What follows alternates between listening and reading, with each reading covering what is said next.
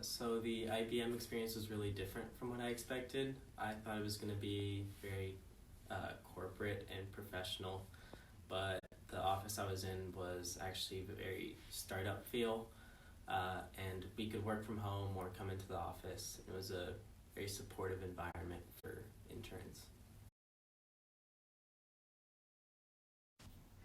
So I attended the Under Construction dinner last fall as a sophomore, and for me the most impactful moment was getting to meet a writer, a big name magazine writer who went freelance after she was laid off. Moments like these tell me that Dietrich prepares everybody to handle setbacks and to spring back to continue their careers onward. And one last thing, other people are around to help you.